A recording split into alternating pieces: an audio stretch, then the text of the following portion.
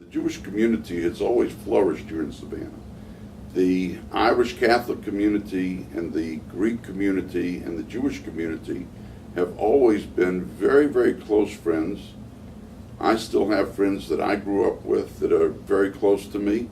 And in fact, it used to be a funny thing that when the Hellenic Center would come to play against the JA basketball, nobody could tell which kids were Jewish and which kids were Greek because everybody was together and they all looked the same.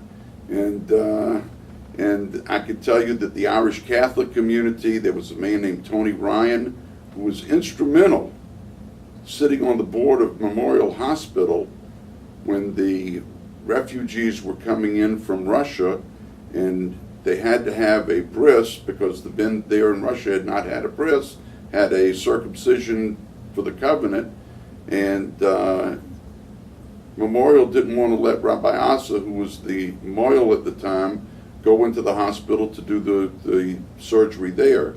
And Tony Ryan stood up in a meeting at Memorial Hospital, of which he served, I think, as vice chairman, and said, "I will not tolerate this. We will absolutely allow them." And nobody argued with Tony. They said, "Fine, if that's what Mr. Ryan says, that's all we needed to hear." And they allowed Rabbi Asa to come in.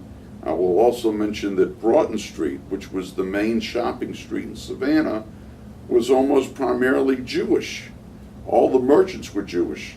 And on Rosh Hashanah and Yom Kippur, there would be advertisements in the newspaper saying we will be closed for the holidays, and a lot of my non-Jewish friends said there was no reason to go to Broughton Street on Rosh Hashanah and Yom Kippur because there were no stores open. Everything was closed.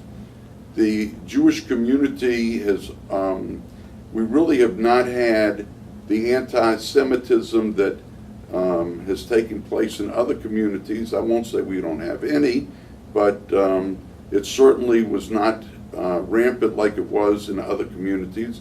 And most people got along. You never heard of violent crimes back in the time when I was growing up. And of course, we wish we could return to those times because today there's so much crime, it's really a shame.